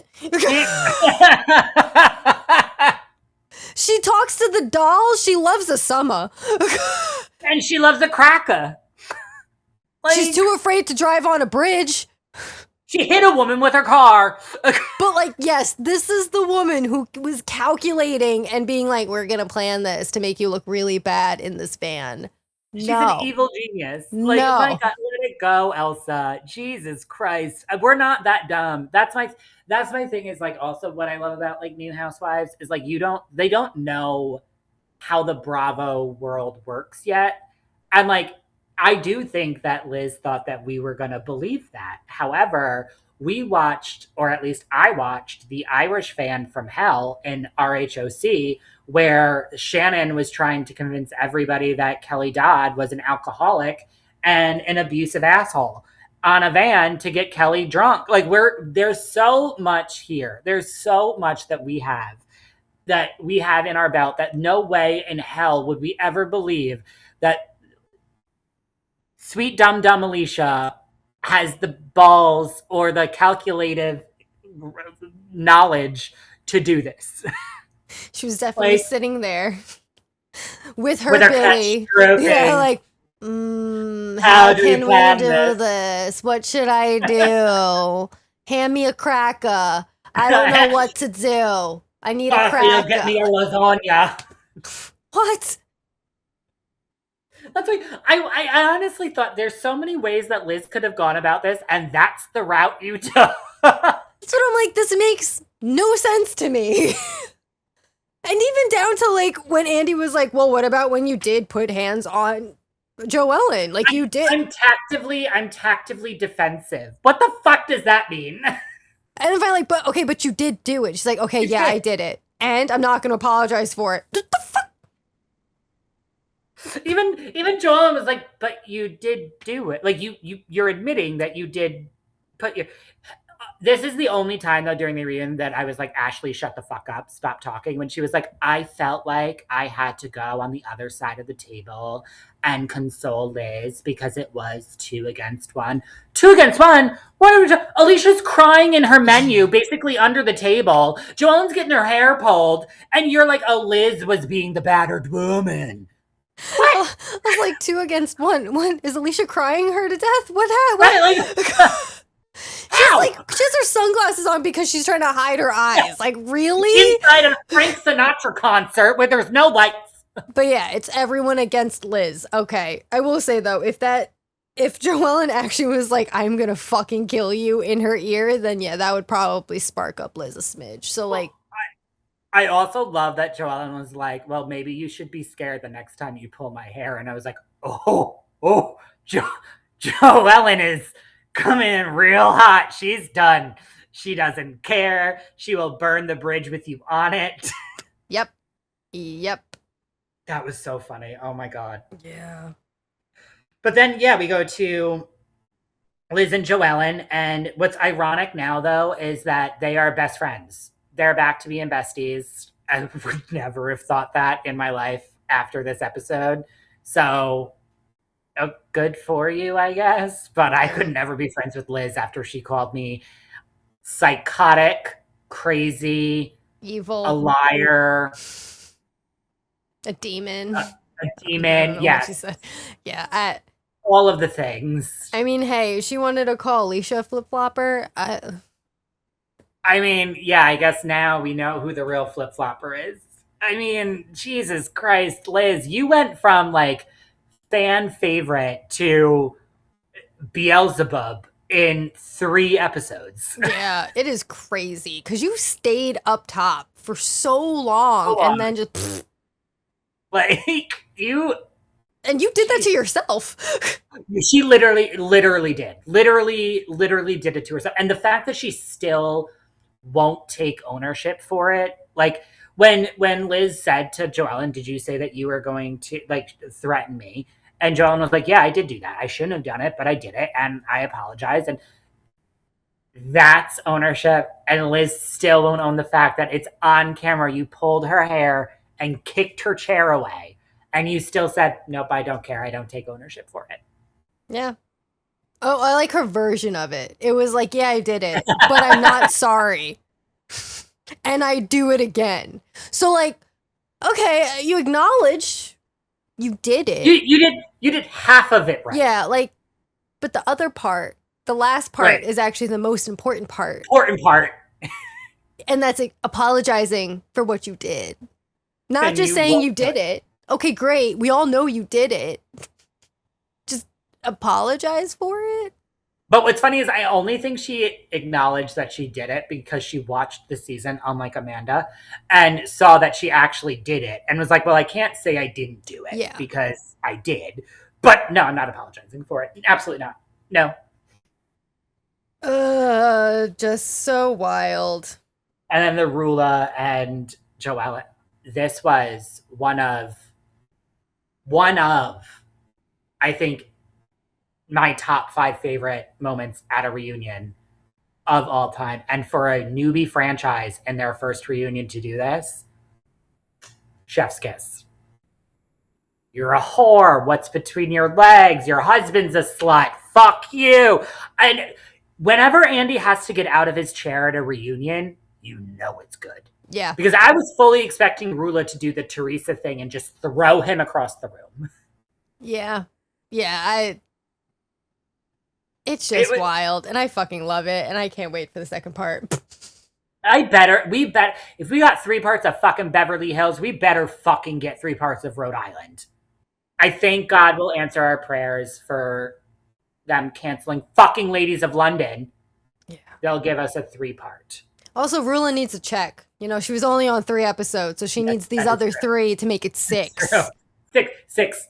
She'll be able to clear home a good $200K. Good for her. Oh, so should we get into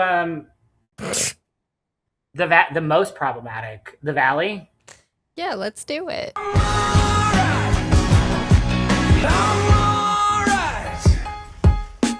Oh, the Valley. Oh, God. The Valley. I skipped over all the bullshit in the beginning, and I just have it with Brittany and Kristen, our favorite to start with.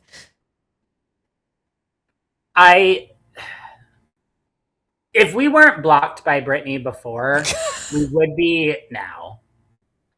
I can't listen to her whiny, childish, unintelligent ranting for one more goddamn second. She's a child.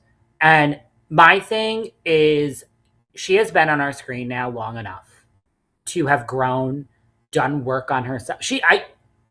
I made a post about this. There's not one iota of a thought that I have that this woman has ever been to therapy a day in her fucking life. I can't believe it. Between her making the same mistakes that she makes with men over and over and over and over and over and over and over and over and over and over and over again, and her complete lack of emotional maturity, I can't stand it. I don't like her. I never have. I never will. She's the opposite. If bad had a spectrum, Jax is over here. She's on the opposite side. Jax is aggressively bad. Brittany is an emotionally stunted idiot. Yeah, I don't think Nia is doing anything purposely. I do think, yeah, she has a lot going on.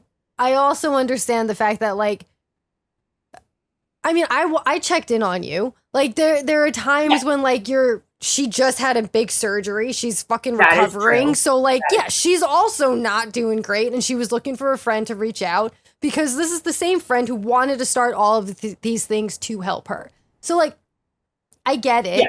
I understand that frustration. I understand wanting to talk to your other friends about it because you are frustrated. I think the issue with this in particular is that she's hopping on the train of we hate Danny and Nia. And it's not necessarily like, oh, it's just because my personal feelings were hurt. It's like, oh, look, finally people are talking about it. So now I have something to say. And I don't have anything this season except this one fucking thing because nothing actually happened to me this season. All of my stuff happened previous seasons. So the only thing I can come up with is Nia ignored me while I was recovering and she didn't give a shit. And why didn't she want to reach out to me? And now you're just defending Nia. But it's like, you just hopped on the bandwagon like you always do of the hate train, and that's it. That's a really good point because Brittany, we've watched her, I want to say over a decade now. Like we've seen who she is. She's never actually stood on her own with a conviction that she's always been able to hide behind the alphas in the group. She's always been Jax, Lala, Ariana, and actually, Ariana is like maybe not a great because I don't. She was friends with Stassi for a while. Like it's all the same. She's never had a backbone to herself, and now that she finally has to, she can't do it.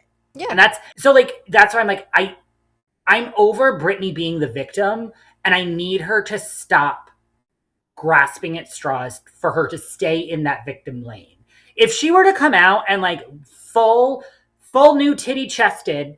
And went to Nia and Danny and were like, these are my issues with you. This is why I'm pissed off. This is why I'm mad. I could understand it. But even in her conversation with Kristen, she's like, I still love Danny, but there's things he does that I don't. So no. If there's issues that Danny has had, if you're having with Danny and you have not vocalized them, then I don't care. Yeah. I think Danny is a great person whenever he's being normal. It's whenever he does all this stuff that makes people uncomfortable, and that's why it's a factor. And the Kristen part of this is just, why we need Jax. We need one main focal hate point. I think you need, and it's what happened to Vanderpump when Jax left. You need one person to hate. Because when there's one person to hate, you ignore the red flags everyone else has. Your favorites. Yes. Yep. But once you remove that one person, then all of a sudden, all those red flags are real obvious. And now we're like, hold on a second. Actually. Wait. And I'm like, this is kind of where Kristen is sitting here for me right now. We're like, I think at the core, they're all still that person. And as much as, yes, they're aware of other things now and they can acknowledge that these things are occurring, I think no matter what, that core kind of comes out. And without anyone else to point that to, I now just see Kristen again. And I'm like, God damn it, Kristen. I'm right back to when I fucking didn't like you in Vanderpump. I want something different. I don't know. No, I do. I agree with you. There needs to be a centralized villain. Danny has the potential to be it, but I don't think, unfortunately, Bravo producers are going to let that happen. Yeah, no. Because I think that it's too much of a liability for them. I think it would be safe for them to bring Jax back. And to be honest with you, if that means getting rid of Brittany, I'm fine with that. Yeah. Because like I said, give me one person to hate so that I don't have to fucking come down on everyone else. Because it's literally everybody else. Yeah, I guess minus Jasmine. I love Jasmine. I don't really have an issue with Jasmine. No, I love Jasmine. Yeah. I love Jasmine. She's the only unproblematic one in the group. Because I don't even really like Zach. Yeah. That's ironic. I don't really like Zach either. Because he made a comment at the pool later on in the episode where I was like, oh, you're begging to be destroyed by Kristen at the reunion. You're just asking for it at this point. Yeah. But ironically, the next scene was Zach and Jasmine getting butt facials.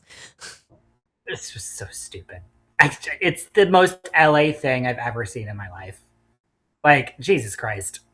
One's looking at No one's looking at your ass. I promise you, as a gay man, no one is literally looking at your ass for a facial. It's actually quite different. I just found it so funny. Like Jasmine's ass compared to Zach's. I was like, Zach doesn't have an ass. I know. That's what it was so funny. So then we're at the airport where Kristen starts her travel freak out. But see, this is why I need the people of this show to understand your Vanderpump lore. Kristen has always been a terrible traveler. Yeah. I would rather sail myself into the sun than travel with Kristen Doty. Yeah. Hands down. Yeah. If we recall Stassi calling her a travel demon. Yeah, and it's valid. But at the same time, housemates, Bravoholics, all of you that are listening, come close. Come close to the mic. Come close to the earbuds. Don't accost a mother and her child in a bathroom ever. Yeah, don't take photos. Don't do the photo, like, especially when the baby's there and she's changing her. Don't do the photos. Don't do that. I get why this triggered Kristen. And I think that if this didn't happen, I don't think the thing with Luke and her would have been as terrible. It would have been bad. Yeah. But I don't think it would have been terrible. Yeah. But this set her off, as it should. And, like don't be dicks. Like, there's limits that you should be doing in your lives as Bravoholics if you like these people. Don't take pictures of them with their naked kids. Yeah. Yeah. That's just not cool. Don't do that. I Also, really, like, if you're actually a Bravo fan and you've actually watched any of this previously. That's what I thought too. You really thought that you saw Kristen Doty in a fucking airport and went, right? This is exactly what I'm going to do. I'm going to trigger the fuck out of her. Let's go. Really? She was triggered the minute she packed the bag. What the fuck are we doing? She heard plane and she was like, I'm just going to melt down. Insanity. And, like, honestly, that's why, like, as much as, yes, I hate Luke. And I don't think he's a good guy. There is this part of it that's like, Kristen is definitely pushing him. Oh, yeah.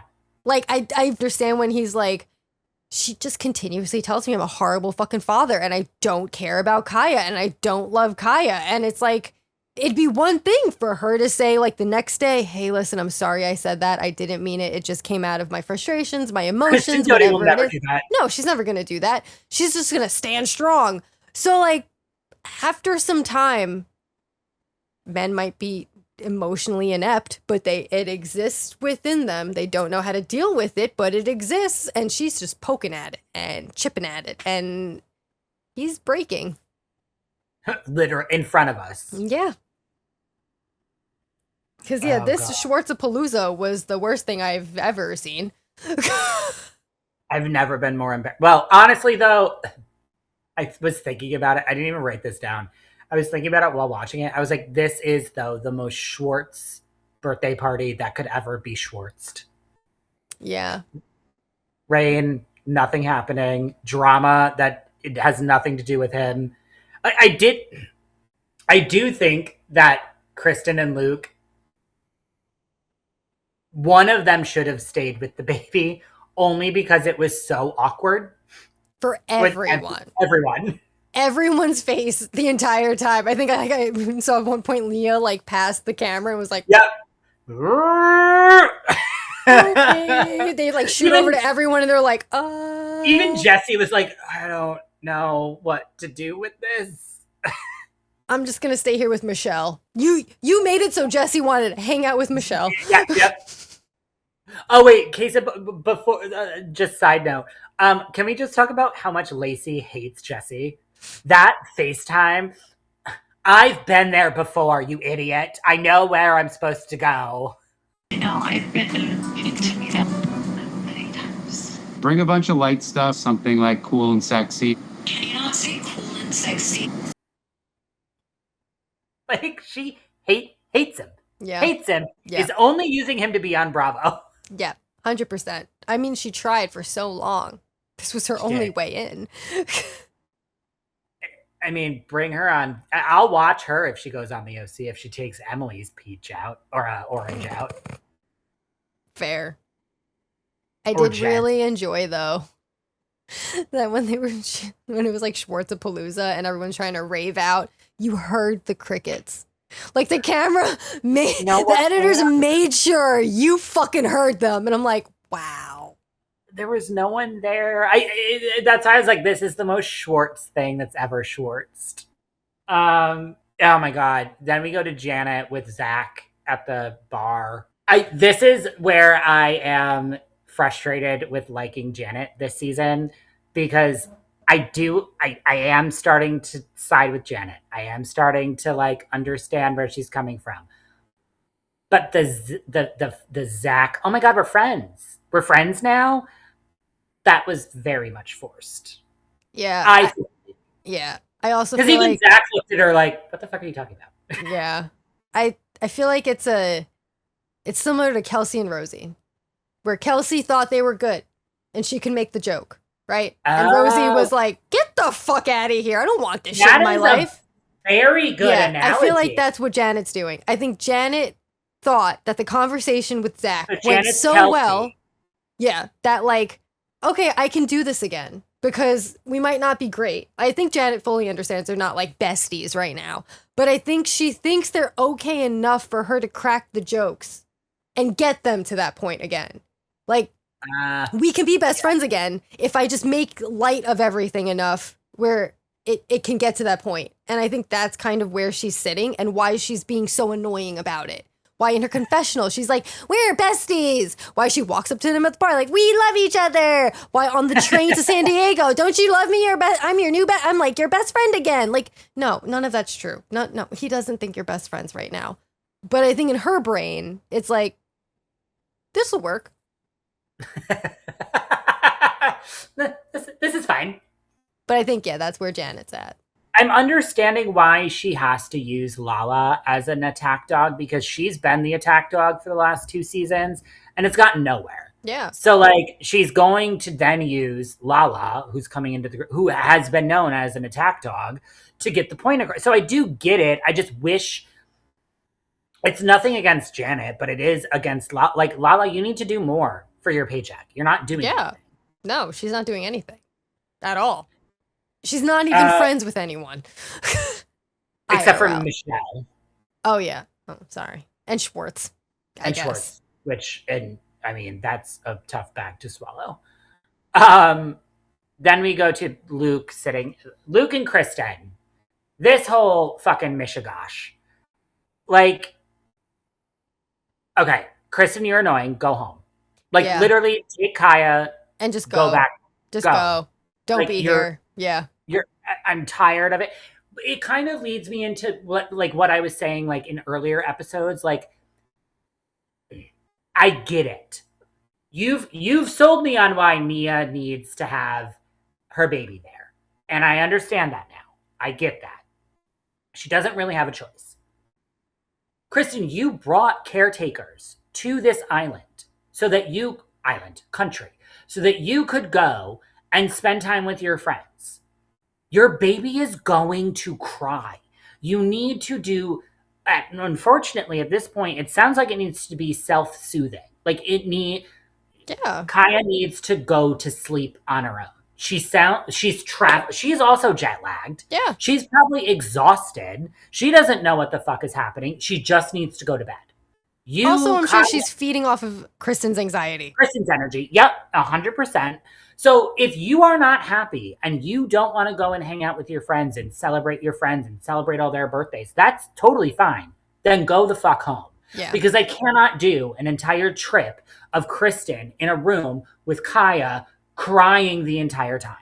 Yeah, no. I agree. But at the same time, Luke, you're a dick. Like, I understand where the sympathy for Luke can come from, but also you're 32 years old and you're needing to understand, and you should have done education when you became a father, that your wife or fiance is going through postpartum, and that's something you will never understand. Yeah. Yeah. So when Brittany is trying to tell you what it's like in the hallway of your hotel room, stop being defensive and listen to her. She's also like hunched over because she's like in pain. So like, just listen to Brittany and let her go. Stop trying to get her to talk. She's very clearly needing to go to bed. Let her go. Well, I do love that Brittany at that point was finally like, okay, bitch, you want to fucking go? Listen, I'm going to be here for my best friend. You need to fucking listen to her and shut the fuck up and stop being a bitch ass baby. And she's right. Like, push this woman. She's going to squirt her little tube juice all over you. Yeah. And honestly, even when like Luke was talking to Jesse and Danny and like neither of by the way, worst people to take relationship advice which from. I was about to say that, like worst people to go to, but at the same time, like they weren't wrong, and I was like, you made Jesse and Danny make some sort of sense. This is fucking wild, bro. Like you really did that right now. You what? But like they are kind of right. Like you do have to work on your fucking relationship. A baby changes a lot. That does not mean that you two get to now grow, like move apart from each other. You have to move together with the baby. You need to communicate, grow, talk to each other. And if it doesn't work, you're going to end up like fucking Jesse and Michelle. So like, what the fuck? Or Jackson Brittany. And that's why like Jesse's like, from my experience, do this. And Danny's like, yeah, man, that's what you got to do. I'm like, what? You made these two? I hate you. What Luke should have done is instead of going to Kristen and be like, what do you need? What, can I do? Like, okay, should have been, okay, let's go together. Let's go see Kaya. We're gonna call it a night. I've got you. We'll take care of the baby together. Tomorrow's a new day. We traveled. I know traveling is bad for you. So I'll be here. But Luke is he's a summer house guy living in a valley world. Yeah. And unfortunately, the two ironically, don't mix. So you have to, Luke, be there for Kristen, at least here, this day. Rest of the days, that's going to be on Kristen. Yeah. She's going to have to decide what she wants to do.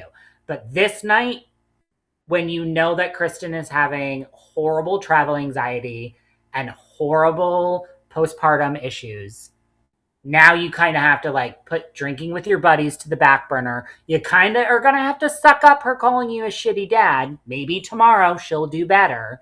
But right now you kind of have to suck it up, Buttercup. I don't agree with Kristen saying consistently saying that he's a bad dad. I think that's really fucking shitty. And it's on national television and Kaya at some point will see this. Yeah. So that's fucked up. Yeah. But this moment, and then tomorrow morning, bring up to Kristen, like you said, before everything starts, you're laying in bed with Kaya, you're opening your eyes. Just wait until you're home. Yeah, or that too. Yep. Just wait until you're home. Because I'm assuming they probably have a therapist. I'm hoping. I hope so. Something does need to shift. And yeah, I think wait until you're home, because I feel like maybe taking Kristen out of the traveling part of this whole scenario will put her semi at ease. But yeah, at this moment, just consider Kristen first. The consideration needs to happen first here. I know you have your emotions. He has his emotions. They're valid. He can feel however he wants to feel about it. In this very second, though, like, understand, all right, she's not going to shift right now. It is physically impossible for her to shift. So if she can't shift it, then I need to now work around it so that I can make this situation as better as it can possibly be while also doing what we want to do. So, like, you got it. And I will never say this again in my life, ever. So this is the one and only time it's going to happen. Brittany Cartwright was wise. I'm sorry. It's hurting my soul to say this. But she literally said, Kaya is here. Kristen's health and mental health is here. And Luke, you are here. And Luke has to deal with the fact that he is going to be third rung for a little while. But at this point in Kristen's life, you know, it's the baby, it's her healing from what her body has been through, and then it's Luke down here. But this is not going to be a forever thing. This is just what's happening right now. Yep. So 1000%. Also, honestly, Luke, just shut up and let Brittany go to bed. That's the other part of this. I'm like, just let her go. Let her go. She's like crouching even more as the conversation goes. Let her fucking go. Like the girl can barely stand up. Yeah. Melissa's like trying to hold her up. I'm like, oh my God. Brittany's a better person than me because in those situations, I have a tendency to just walk away. Like if I don't want to do this, I will literally, I have a habit. I have the tendency back in my gym days of just walking away from the conversation, mid-conversation. If I don't want to do this, I'm not doing it. Yeah. I also just really love that she was like, are you okay? And he was like, I don't want to talk about it. You know what it is? It's just that this is going on. Yeah, like, continue to talk. What the fuck? You just said, okay. That's one of those questions that I don't actually need you to answer. I just need you to say yes or no. Yeah. But yeah, that's how it ended. Yeah, that was the Valley. I hope it gets better. I don't really have much hope, but... Yeah, I don't either. But we'll see. Yay. Yay. Fuck, marry, kill? Yes. All right, let's do it.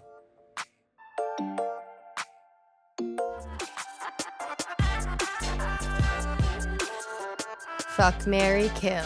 Ready, Robert? The best. All right. I went an Ultimate Girls trip theme. Oh, okay. This is new. Because we just, Love I can't keep going through all these fucking episodes. We hate everyone. It is what it is. Okay. All right. So, fuck, marry, kill. Vicky, Teresa, or Kyle?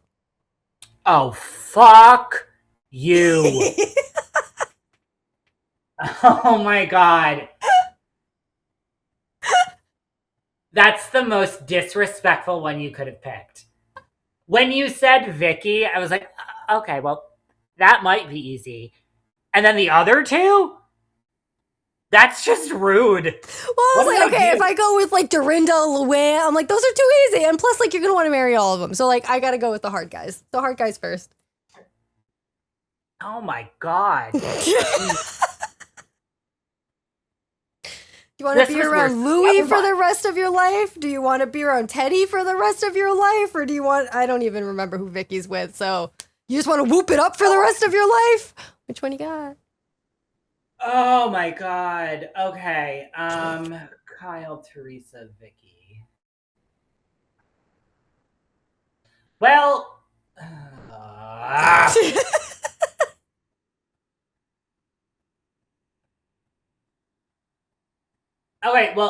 okay, so since you say that I always go for money, which, I mean, one should, I'm going to marry Kyle because I hope I'll get all of her money and then also be able to fuck Maurizio. So. Fair. Oh, but the other two. Plus, you don't want to be tied to Louis for the rest of your life. So, like. No, especially if Melania beat the shit out of Teresa because of Louis. But then did you see Melania's Father's Day posted? I did. You're the best stepdad ever. That is a PR publicist's 911 fire. Yeah. So who are you going to marry? Or, I mean, sorry, who are you going to fuck? Because you're going to marry Kyle. Oh my God, this is literally Sophie's choice.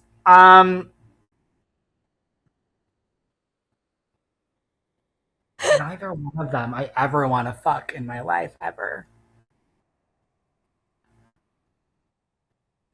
All right, I can't even rely on that because they're both racist.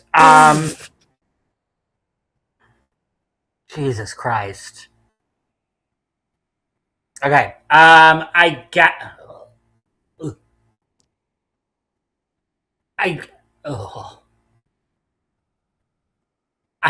this is so hard. This is really so hard. This is the hardest one you've given me. I'm so mad at you. Oh my God. All right, I'll make the next week's nicer. All right. I'm going to bite the bullet. I'm going to wear a hood over my head. And I'm going to need Joe Gorga in the room. Oh, fuck Teresa. I am so pissed at you. You do this.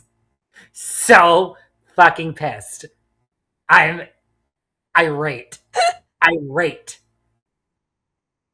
Like, and I'm using one finger and not a whole hand. I'm so mad. And obvious, I will kill Vicky Gunvalson because I can't fucking stand her. I couldn't even fuck her with a blindfold on. Absolutely not. No, because she'd just be whooping it up the whole time. And also she's just an out and out racist. I can't. I'm so angry at you. We're gonna need some time. This was the worst one you've done. I mean, kudos. Very good. That's what you should be doing. But as a friend, I'm very mad at this. Well, I feel like was it last week was really easy? I gotta spice it up a little bit. No. This wasn't hard. This was impossibly difficult. Because now I'm going to need to go. I was going to take a shower before this. Now I actually need to go shower myself. What if Teresa just put like a Joe Gorga mask on? We're not making it any better. We're not making this any better. This is actually making it worse. No, wait. What if Teresa put a Frank Catania mask on? No, because it's still Teresa's body. And it's a tiny skeletal with 2 boobies. No. That doesn't help. If Teresa was in the room with Frank Catania Jr. fucking me, that would be fine. I'd go with that in a heartbeat. That's not a problem. But I can't.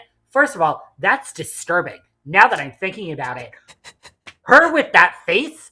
Oh my God. Are you what? That's like the Purge. Oh God. All right.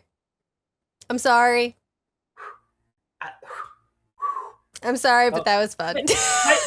Piper just woke up. She's not happy with this either. Oh God. I just had to. I'm sorry. That was funny though. That was really good. That was a good. Emotionally, I'm disturbed, but Robert Wise, I've got to give you claps. Gotta give you flowers. That was funny. I had to. Oh gosh. Okay. Don't do that again. It's either too hard because you love everyone or it's too hard because you hate everyone. But I can't mix love and hate because that's too easy. They're also ugly. I mean, yeah, I know there's that too. Are ugly. Give me Pretty Housewives. I'll do it. It's fine. I'll take one for the team. Like Steph Holman from Dallas. I mean, I could have thrown in Rulla and her new fucking face, but that wouldn't have made it any better, so. That's actually worse. Yeah, exactly. I couldn't do that. Next time I'll just do it based on noses. It'll be like Rulla, Jennifer Aiden, and Rachel Fuda. Which one? Who's got the worst nose? Oh my God, I'll do a poll. Yes. I'm going to do a poll. Oh, wait, we should just do pull just their nose photos. That's what I was going to do. That's what I was going to do. Pick the nose.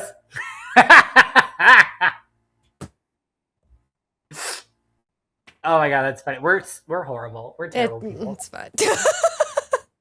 It's not like these people are any better, so whatever. No, they're worse. We look like saints compared to them. But anyway. Oh, thank you for listening, guys. Please continue to like, subscribe, listen, comment, do all the things. Jess, what do we need to do for the other avenues that you know way more about than I do?